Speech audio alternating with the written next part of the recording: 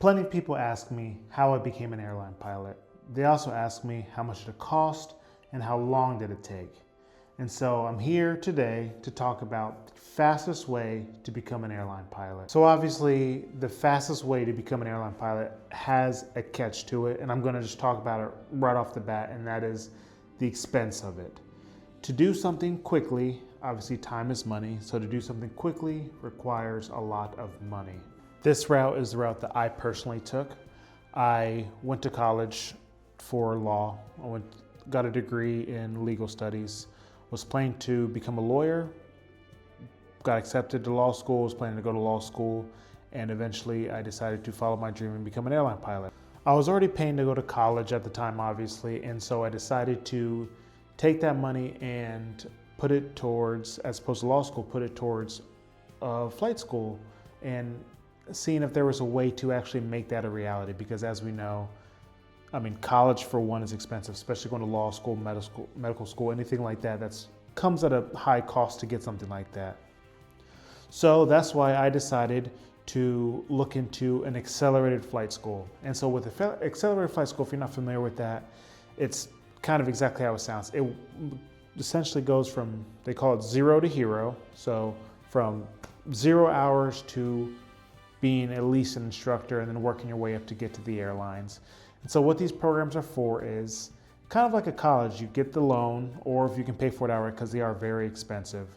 What it does for you is essentially makes you full send, lock in on becoming an airline pilot at all cost. You eat, sleep, breathe aviation, and at all costs, they make sure that you get to your goal if that's what you're wanting to do. The commitment is huge. It takes a lot of time, a lot of effort. It's one of the hardest things I've ever done. And like I said, I got my degree. I was planning to go to law school, and this hands down was harder than that, just based on the time commitment and what you have to go through to get to that step. Obviously, there are pros and cons to it. Obviously, the pro is it's the fastest way. Some accelerated flight schools promise you that within 4 months, you'll get through all of your ratings and you'll be a CFI. And they say in a year or even 2, you'll go from that to being at the airlines, which is ridiculously fast. That's as fast as you could possibly go. Some people take 2 to 3 years just to get through a rating or 2, which, to kind of backtrack a little bit, the ratings are, to become an airline pilot, you'd have to get your private license first, private pilot's license. Then you can either do your instrument rating with that or do commercial. But instrument rating, then you do your commercial, and then eventually you'll do your commercial multi. And so all of those I can explain later if you would like me to. And then eventually with these accelerated flight schools, you can do that, or you can continue and be a CFI, which means now you can teach people, you're an instructor to teach people how to fly. CFII means you can also teach people instrument rating, like flying in the clouds and things like that. Or in your MEI, which means you can now instruct people on multi-engine aircrafts. And usually with these accelerated flight schools, what they do is they have you obviously you're a student, you learn all of that, and then they flip it around and now you instruct for that school, and that's how you earn money and keep building your time until eventually you have the hours to get to the airlines. So obviously, like I said, this is the fastest way to do it, but why wouldn't everybody do that? And the biggest catch, like I said previously, is it's the expense. This is very expensive to do, and it's not for everybody. But it's anywhere from $80,000 upwards of $150,000 to do, which is definitely ridiculous. And how I looked at it is going to, whether it's your bachelor's, getting your degree, and then if you go to grad school or anything beyond that, the average tuition is upwards of $40,000 a year now. And so I thought of it as, if I'm going to pay that much for law school, why not, take out the loan and do that to get to flight school. By no means am I rich, was I rich. I had to figure it out on my own, and it's controversial, but I did decide to take out a loan to make that happen. And the way I justified that was kind of looking at the pay scale of what airline pilots make. I mean, going to a regional now, entry-level first officer at any regional is going to make about $100,000 a year in today's day. So how I saw it was, okay, $80,000 for an accelerated flight school. Yeah, it's a hit and I have to take out a loan, but to get through as fast as possible and get to making that income as fast as possible, it kind of outweighed itself. I mean, yes, now I have to commit to it and I have to make sure that failure is an option, which adds an additional stressor to it. But I mean, if it's what you want to do and you're willing to push through to do it, it will pay off. Another reason why I decided to go this route is roughly based on numbers that people have run. There's about an 80% dropout rate of people who plan to become an airline pilot and then end up not following through with it. Obviously, like I said, expense is a big one, but another one is just the time commitment. People aren't able to work and save up the money, and it takes a lot of time and effort. It's not just something you just kind of do as a hobby. I feel like it's something that you really have to buckle down and commit to get this done. And so one of the pros of going to an accelerated flight school for me was, if I can just buckle down 4 to 5 months. Obviously the loan was going to help me with my expenses. I did do DoorDash and whatnot on the side for extra income to kind of make it work. But being able to just be all in on flying and not worry about anything else other than getting it done definitely helped me, because I've talked to a few people and I know people personally who, they did the pay-as-you-go method and, they save up, they pay to get a lesson in. Okay, maybe they have a check ride, they pay to get the check ride done, but something happens, life happens with everybody. And as you kind of do that route, you kind of put things on the back burner. You have to put flying on the back burner, and okay, I'll just give it a few weeks to a month, and next thing you know, it's been a year since you've flown, just because life happens. And it's different when you can isolate yourself and kind of go away to something that is just about flying and getting you done to your goal. And that's just kind of the way my mindset works, and it just worked best for me. Another route as well that people like to do is the military route. For people who will not go to the military, and you'll actually come out unscathed as far as financing goes. And then, if you want to go to school after that, you can also do that. But the reason I didn't go to military was my age. Like I said, I was finishing college at that point. I was already finished with that. But also, to do the military, on average, at least 10 years that you would have to serve, based on what I've heard from, I know I have friends who went the military route and then eventually they came in to start flying. I feel like I've seen other creators talk about this. That's a lot of money left on the table. If you took two people, one goes to the military 10 years, and now they're, finally get to the airlines after those 10 years, versus someone who went to accelerated flight school, and let's say they spent a year from accelerated flight school, got all the ratings, and now they are at an airline, year, 2 years, even 2 years. That's an 8-year difference on that. In 8 years at an airline, I mean, at that point, you're a captain, you are making probably $500,000 if you're lucky enough to get to one of the legacies, and you're doing wide body if that's what you want to do. Obviously there's different routes, but I mean, just solely thinking about most money, highest money potential would be legacy wide body flying. Yeah, that just leaves a lot of money on the table. And yes, you're saving that $80,000 to $150,000 by not paying for a schooling like that, but like I said, entry-level first officer position is $100,000 starting.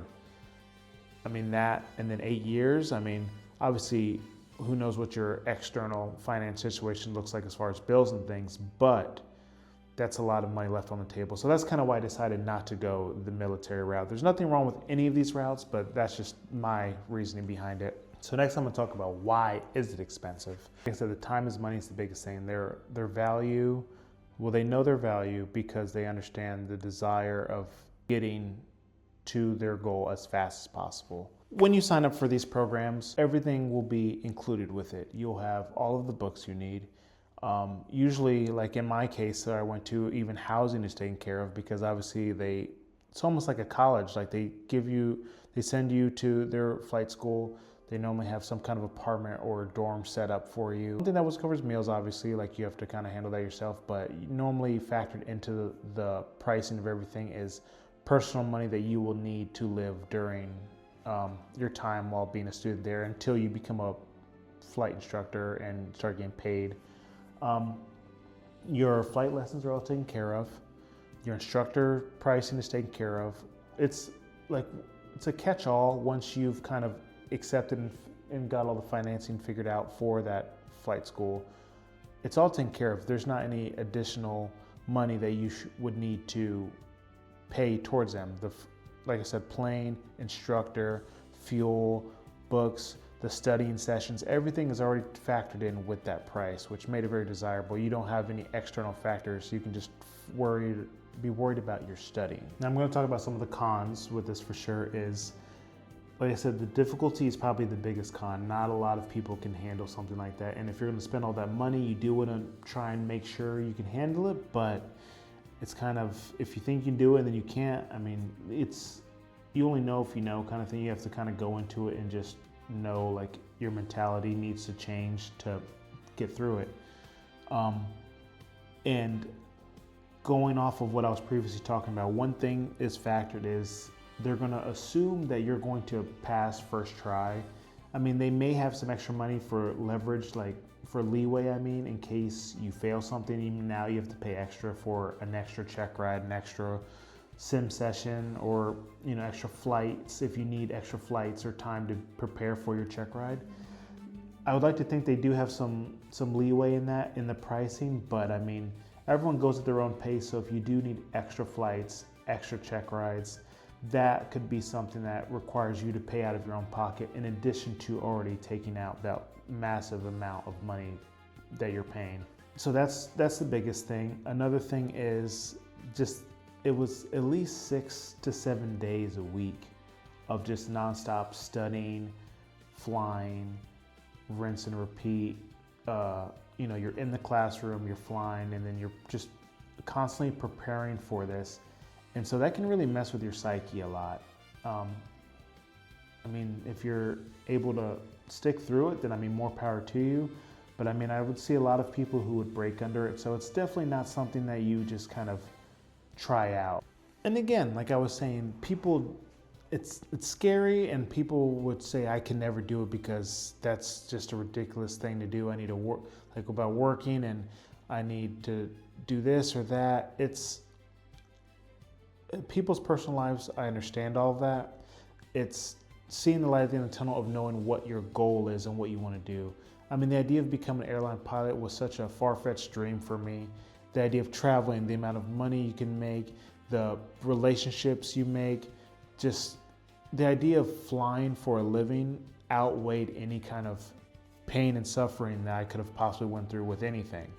And even now, to this day, it's still worth it. I mean, I've had ups and downs in my career for sure, but all of it has still outweighed the misery that I went through to get to this point. So one thing that, if I went back, would I do it again? The answer is yes, I would do it again, just because I know how fast it got me. So for my own personal experience, I started in October of 2020, so right around COVID time, and I left the program February of 2021, so October, November, December, January, February. So it was about 5 months from me going from private to my commercial multi. And so with that, because it was COVID, there was a few COVID outbreaks at the time, so it kind of halted our training every other time. They were trying to figure out the COVID time. But with that, one thing I would do differently is, for me personally, I decided to not become a CFI with that flight school. I decided to get my commercial multi and then head back home because I thought I would be able to find a job sooner than I thought with my commercial multi. So I did spend about 6 to 8 months stagnant without a job and just working other jobs not related to flying, just because I chose not to get my CFI, CFII, MEI with the flight school. I felt with my personality, I knew I was going to be in it to get flight hours, and I felt like it was unfair to students as a flight instructor to not be passionate about instructing and saying, hey, I just want to get hours. Obviously, I'm doing it in a safe manner, professional, but I knew where my heart was, and I felt at the time that, yeah, I shouldn't be a CFI, I'll just find another job. But that was 6 to 8 months of me being stagnant, not getting to the building hours to get to the airlines, when it could have been a CFI, and we're all here for a common goal, whether you're student or instructor. We all know why we're here, and I should have just sucked it up and went through it that way. And the reason I say that is because my biggest thing is time matters. People like things quickly. People like to have things now, fast, which obviously this isn't now or fast. Like 1, 2, 3 years is still, that's a good amount of time you're putting into your training, but it is faster than some traditional routes. Like I said, some of these schools saying 4 to 8 months from 0 hours to being a CFI and then eventually getting to the airlines is a ridiculous amount of time. I mean, that's, you could have on your birthday, and then before you even get to your very next birthday, I mean, you're already flying and you're teaching people how to fly an airplane. That's a crazy thing to think about. And some people go, 6 to 8 months of contemplating it and thinking about it, when in that amount of time, they could have just got it done right away. And of course, another con of this as well, though, is obviously to make all this happen is the loan. That's the biggest thing. And I was fortunate enough to be approved for it on my own, but I mean, there's plenty of people who had to get a cosigner, whether it was their parents, a friend. And I mean, that's a tough thing to do, and it's a harder thing to ask someone to help you out with that. But I mean, if it's your goal and if you can commit to it, I do think it's still worth it in the end. I know some people are very anti take out a loan, pay for it out of pocket. I mean, that's respectable, and I understand that, and there's nothing wrong with that route either. Going back to what I was saying before, though, that's just another thing that can cause delay and, you needing to take a step back to get your finances in order, as opposed to just in one fell swoop, just getting it all done as fast as possible and not worry about it later on. But the loan is for sure the biggest con, or the price in general is the biggest con of all of this. And obviously there's plenty of other routes to get to the airlines. Everyone's journey is different. Everyone's story is different. I mean, the accelerated flight school route, the normal flight school, the pay-as-you-go, the mom and pop shop, military. You can, even buy your own plane if you're able to do that, and just kind of do it that way and find a DPE to kind of help you, like with the check rides. But there's so many different ways to go about it. And I mean, if I miss anything, I would love you guys to tell me the way you got your hours and were able to get your ratings, and how you feel about accelerated flight school versus mom and pop shop. Military, if any of you guys are military, I'd love to hear your experiences. And if you are thinking about becoming an airline pilot, let me know in the comments if you do see this video, and I'll try and help out any way I can. This isn't sponsored. I don't have any preference on certain accelerated flight schools or not. But I do think with the industry and where it's headed now in the aviation industry, I do think now is the best time to get in, because with airline pilots now, the retirement is just continuing. The number of retirements are getting higher and higher. As far as airline pilots, we need to retire at 65 as for the airlines specifically. And airline pilots are older as far as the majority, and they're going to need to retire, so they're going to need people to fill in those slots. And I always tell people, if they're on the fence, they don't really know what they want to do in their life, their career. I've had an interest in flying, but I'm not really sure how to go about it. I would say, first, obviously research, find your local flight school, do a discovery flight. It doesn't need to be accelerated flight school, just go to an accelerated flight school to see if this is for you. And if it is, I would say hit the ground running as fast as you can to hurry up and get to that job you want. Regardless, I'd love to hear all of your stories, and let me know what you think, and I'll see you in the next video.